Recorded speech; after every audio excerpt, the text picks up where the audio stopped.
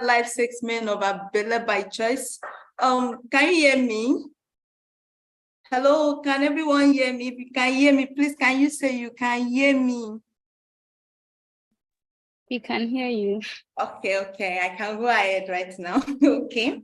I welcome everybody to another live segment of Abela by Choice. I carry Bele by choice, not by chance. So today we are going to discuss on a very important topic. We said managing menopause and its impact on sexual health. Firstly, what is menopause? Menopause, we can say menopause is a point in time that marks the end of sexual cycle. But before we continue, I would like to do a brief introduction of us. I would like to say a big thank you to our partners, those that make this work for us to move forward, which is AWDF, Global Fund for Women, WFD, DKT International, Cross River State Ministry of Health, and UNFPA, Cross River State Primary Healthcare Development Agency. Thank you all so much for your support, for making this work. Okay, today we have another wonderful, I don't know what to say. Today we have another wonderful and successful woman in the field of public health. She is Miss Peace Umana. Okay, please, if I'm pronouncing that your son name, I'm not pronouncing very well, please, I'm sorry about that. Okay, Peace Umana is a daily. Before I would like to do a brief introduction. Sorry, I guess our hand is up. Maybe she wants to say something. You want to say something, man? Okay, Oh, ma'am. no, I was just like confirming what she said. Like she pronounced the name well. Okay. Thank you very much. We would like to do a brief introduction of our speaker. Peace Omanda is a dedicated public health practitioner with a strong passion for making a positive impact in the field of health. She currently works as the Director of Communication at IYAFP, a youth-led organization that focuses on advancing young people, sexual and reproductive health, rights, and justice. She brings her experience of 3 years where she excelled in project management, planning, monitoring, problem solving, and bucketing. As part of her achievement, she was selected as a youth champion by Strong Enough Girls Empowerment Initiative. Peace holds a degree in psychology, and she's currently pursuing a master in public health at Benham University, Nigeria. Wow, welcome, ma. Nice having you here. Firstly, thank you for honoring our invitation. Welcome and nice having you here. Thank you so much for having me. Thank you. You're welcome, ma. Okay, so we'd like to do a brief recap of our last week topic. Over 2 weeks now, we have been engaging on this topic, bacterial vaginosis. And now I want to actually recap because during that time we engaged 2 successful, insightful of farm into this topic, and they enlighten us more on it. I would like to do a brief recap of it. So they tell us about the bacterial vaginosis. They said the question was, what is bacterial vaginosis and how common it is among young women and girls? So they enlightening us more about it. They told us that it's a common vaginal infection that happen when some normal bacteria that live inside vagina overgrow, causing a bacterial imbalance. And they also tell us the symptom. They told us about the symptom. They told us that the symptom is vaginal discharge, itching, and he also tell us that it's easily treatable with antibiotics. So those that they are maybe unfortunately you have vaginal itching, and you also having odor in your vagina. So there's nothing you are to do is for you to visit an hospital or to do tests to know if it's an infection or is a bacterial vaginosis. So before we move forward right now, I will handing over it to my co-host. Martina, are you here? Hello, Martina. Hi, Esther. Thank you so much for that brief recap and intro of a speaker. I must say, Miss Faith, you're doing great. Yeah, from what you've learned from your experience so far, it shows you're really an amazing woman, yes, in the field. Of course, just like she has shared, we engaged several health experts in the field who have discussed about bacterial vaginosis, its effects, and then the easy solved way. And of course, they went as far as saying that this is not a death sentence. Yes, it's not a death sentence. There are women that find themselves in such shoes shouldn't count it to be something that I will get, I might die tomorrow or lose my life. And then and it was said to them that it is easily cured, like treatments can be taken for it. But I don't know if our farm here has I think a public health, of course, you have good ideas about this. I don't know if you can share a little about that as before we proceed to the discussion of today.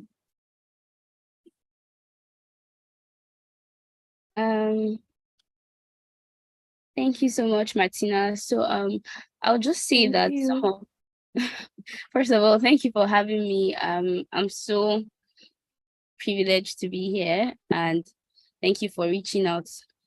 So I'll just say that some of the common symptoms that we have when a person is in the stage of menopause, we have vaginal changes. That is when the vagina becomes a bit dry because of the lack of estrogen. So the normal fluid that is meant to be secreted from the vagina is less than it normally would, or is even thinner. That is if it will be there. So it depends. It will go from like, it will drop and drop until it doesn't even appear anymore. So there are vaginal changes that happen during menopause. That's a symptom. Then another one would be slowed sexual response, when maybe there is no longer sexual drive anymore, or the person doesn't feel so sexually inclined towards their partner, or they just lose their libido, or it reduces drastically. So these are like the two main should I say most obvious signs of menopause. Then before we have insomnia, that's when people do not really sleep well, so their sleep cycle gets distorted because the hormone, that estrogen hormone, helps in regulating the sleep cycle. So in a stage of menopause, you notice that they don't really sleep as well as when they were like still young and did not enter that stage of menopause. So those are the symptoms that we have for now, and those are symptoms that can impact sexual health. So thank you. Wow, that's great. Thank you. I think you just spoke about what menopause is and its symptoms. Thank you so much for sharing that with us. I think I can see Faith in the house. Are you there? Hi, can you say hi? Hi, good evening, everybody. Good evening. It's been a long time. All right. So, Miss Peace, so our next question is, how do you harmonically changes, how do harmonical changes during menopause affect sexual desires and arousal? All right, Tina, sorry, I'm ready now. Can I take over?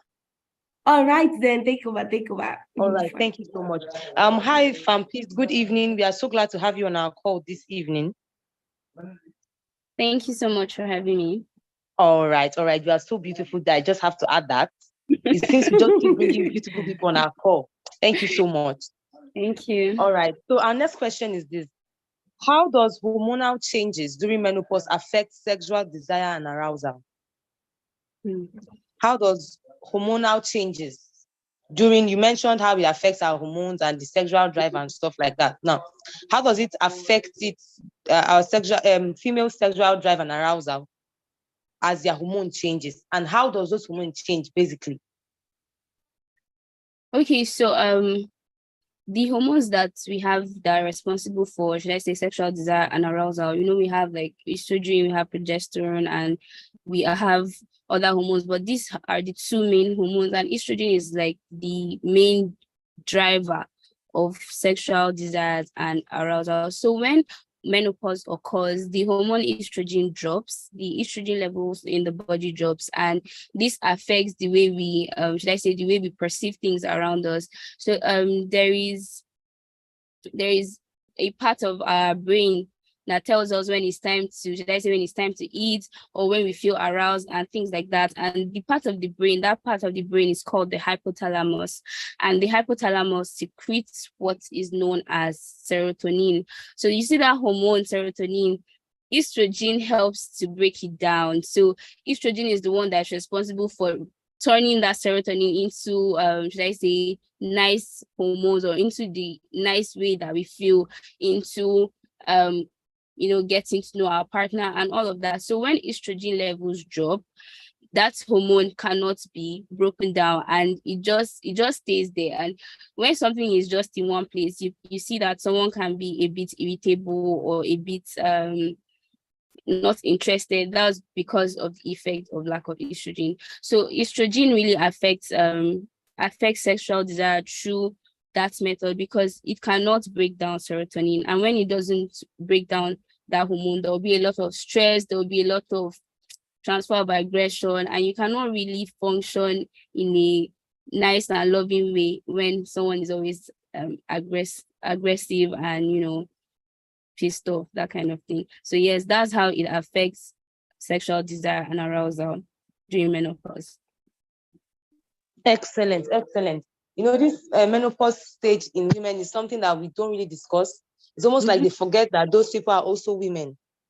All right. Actually. So our next question now is this. Are there any specific sexual health concerns that women should be aware of during menopause? Okay.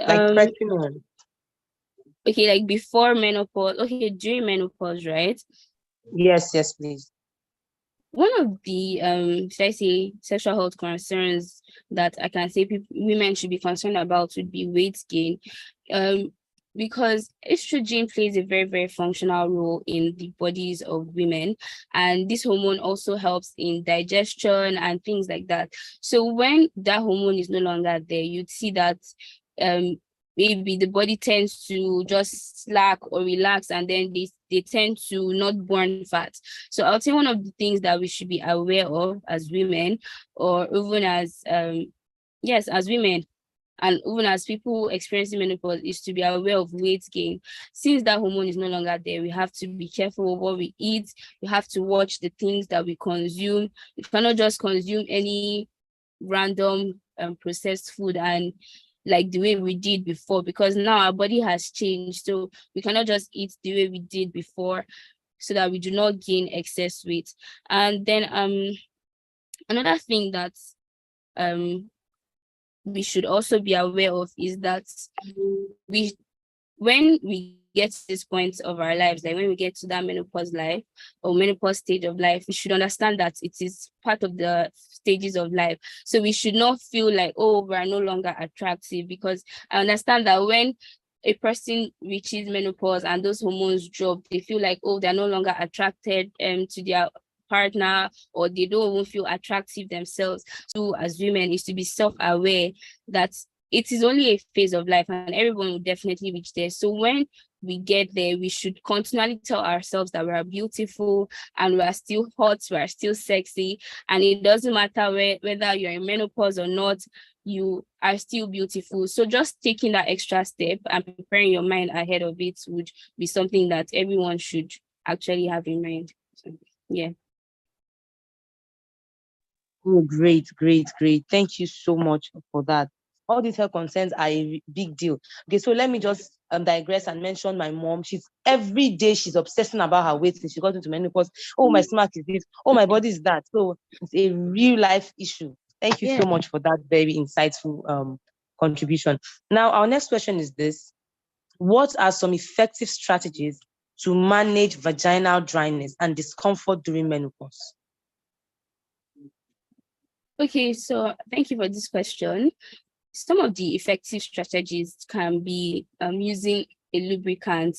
If you are still sexually active, it is important that you use a lubricant so that you can ease the friction between you and your partner, so that it can make sexual intercourse more fun and more interesting. Another thing I would say is to try hormonal treatments. Hormonal treatments are just like taking hormones in form of pills or patches or injections, and even contraceptives are actually hormones that have been formularized and taken to prevent pregnancy. So just meeting a health practitioner or a health worker to advise you on what to do in terms of hormonal intake, that can also be a strategy to manage discomfort during menopause. And another thing that we sort of neglect is the kind of products that we use. We should try to use more body-friendly products, vaginal-friendly products that do not contain harmful chemicals or parabens. We should use gentle soaps, not anything harsh. When we're washing our clothes or our underwears, we should try to use soaps that would not make our vagina sensitive to these chemicals. So those are some of the strategies to handle vaginal dryness and discomfort. So, yeah. Thank you. Awesome. So the person besides me was just saying, like, it's just like female, our lives we have to be sensitive at all times. It's not a menopause problem, it's a menopause problem. But then that's life for us. And the more we learn, the more we are able to manage it and then not fall into issues where our health is now critical. Thank you so much for that. Okay, so our next question now is, how can women maintain intimacy and connection with their partners during this phase of life? Wow, that's a question I would love to hear the answer to. I know, right? But because I feel like people think when they reach menopause, that's the end. That's not the end of life. Your life, there's still so much ahead of you. So there's still a lot that you can look forward to in your relationship. In that stage of life, apart from using like a lubricant, like I mentioned before, you can also enjoy the moment by, should I say, making use of what is present. Like, try to communicate when you're with your partner. Try to communicate, and even if you want to have sexual intercourse with your partner, you don't need to be thinking of orgasm or when do I reach that moment when they're like, oh, when do I get there. You don't have to start thinking of when do you get there. Just enjoy the foreplay, enjoy what your partner is doing, enjoy how your partner is making you feel, how you're making your partner feel. It's just about living in the present and living in that moment. Do not start worrying about orgasm, because it will take care of itself. So just enjoy what you're experiencing in terms of pleasure at that moment. Then another thing would be trying out exercising. So hitting the gym or keeping fit is another way to boost, to boost your metabolism, to boost how you feel. When you exercise, you release feel good hormones, like some feel good hormones. Those are what they are called, and they make you feel good and they make you feel more confident. So working out is also another way that you can keep yourself going and keep yourself on fire. So let me just stop here so I can hand over to Yes. it's very true that maybe because of how they used to feel, they are expecting to feel that way even in this stage of life. But just as you said, they need to understand that there's a difference, there's a change, and then be open to that change and accept themselves for who they are at that point. And then, as you also said, learn to communicate. That's true. Communication will definitely be key to any relationship, even business partnerships. Not talk of interpersonal relationships. So, excellent answer. Thank you so much. All right, now we're going to have our next question. Now we have our questions and comments. I love the way you took it very, very fast and just brought it to the end. Now, please, for all those listening and joining us online, on YouTube, and on Facebook, please drop your questions in the comment section and we will take your questions. But before then, I have a question. Now, some of the changes I've noticed for menopausal women, especially those around me, is that they tend to have this heat. There's this increased heat they have on their bodies. I don't know, around their vaginal area, and then internally they tend to suffer heat. Not one, not two. I am an acupuncturist, so in my line of work, I get to meet clients, elderly clients as well, day to day. And I noticed that most of them have this internal heat, especially when they are 50 and above. They have this serious heat. Now, what can they do? What causes it? And what can they do to reduce it? Because it really makes them very uncomfortable and cranky.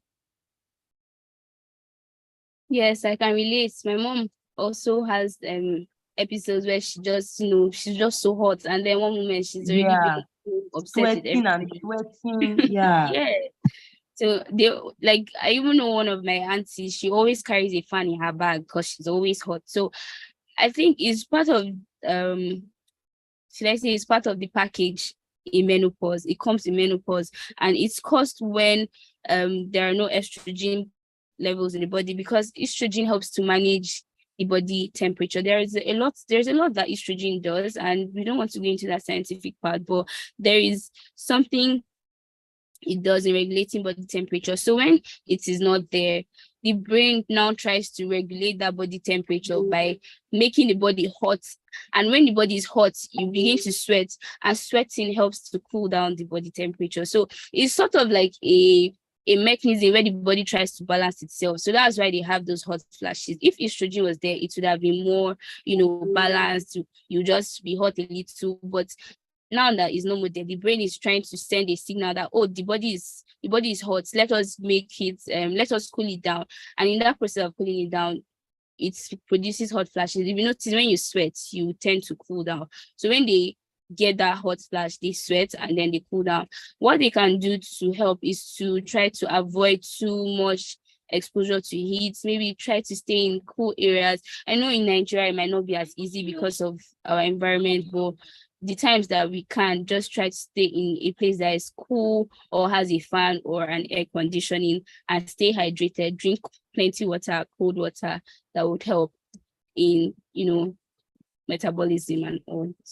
Yes. All right, great. Thank you so much for that. So I have another question now, right? So what can you say to us about women that are already 50 and are still menstruating? They give us this ideology that's from 50 and above, you start seeing your menstruation. And then we have women that are 50 and they are rather should be in menopause. There are women that are 50 and then they're not yet in menopause. And there are women that are around the ages of 45 and they're already in their menopause, right? Now, there are also women that don't see the blood for, let's say, 6 months, and then the blood comes back again, and then, goes fluctuates like that. I would like you to help us understand what is going on with their body and what causes these fluctuations in the time period for menopause. Okay, thank you for that question. There's no particular answer because everybody has a different, sort of physiological way their body runs and functions. So a 50-year-old person might still be seeing their menstruation, while a 45-year-old person might not be seeing theirs, maybe because of genetics, or maybe the amount of eggs in their ovaries or in their ovum. So it just depends. You cannot really put a box on it. It just depends on different individuals. But for the person who is like 50 and is still seeing their menstruation, I would just advise that that whenever they are having any form of sexual intercourse, they should use a contraceptive, because at their age, it is not advisable to carry pregnancy or carry belle. Like you said, I carry belle by choice. So they should actually carry it by choice and not think that, oh, okay, maybe because I'm 50, I may not be able to carry a child. It's still possible to carry a child, but the chances of risk is high. And I'll just advise that they use a contraceptive, because menstruation is still a normal thing, even in age 50, although it's like they're supposed to be experiencing menopause, but it's still not bad. But my advice would just be that they use a contraceptive method, so they do not, have pregnancy or get pregnancy. Yeah. All right, great. So I'm going to just I have just one last question before I let you go, please. Now, my last question is, how does menopause affect the aging process? How does menopause affect it? Does it speed it up? Like, some women tend to age faster when they get to menopause. Some women tend to have that reality once they get to menopause. So how does it affect the aging process, in your opinion? Okay. Thank you for that question. I would say that it depends on how you want to look at it. We are psychological beings, and we have our beliefs, and whatever we believe works for us. So if someone is experiencing menopause and they're like, oh, I've come to the end of my life, I'm just tired, I'm just there, you see that they begin to, should I say, get old quickly, and they begin to experience that whole age weight on them and all. But if you see someone, another person who is experiencing menopause and is just saying that, oh, this is just one of those things that come in life, and it's not a death sentence, and they still move around functioning well, they still go around their jobs, their activities, they work out even more than young people, you'd see that they might have a longer span of life compared to the person whose psychology is saying that, oh, I'm old and I've come to the end of my life. So I think that's one way to view it. It just depends on that psychology. Then another way, if we're looking at it from the physiological point of view or from medical point of view, I would say that in terms of bones, estrogen helps in should I say, maintaining the bones in the body. So when that hormone is no longer there, you notice that they come up with a lot of pains like arthritis or osteoporosis. That's because estrogen helps in protecting the bones. But when it's no longer there, they begin to feel body pains and all. So I'll just advise that they see a health consultant, a physician who can maybe put them on some hormonal drugs and things like that, so that their bones can continually be maintained and they can continually stay healthy and fit. So that's my own perspective on it. Thank you so much for answering all our questions, for making yourself available. We are really, really grateful. With this, we have come to the end of our session for today. I'm sure different women out there are going to find this very valuable.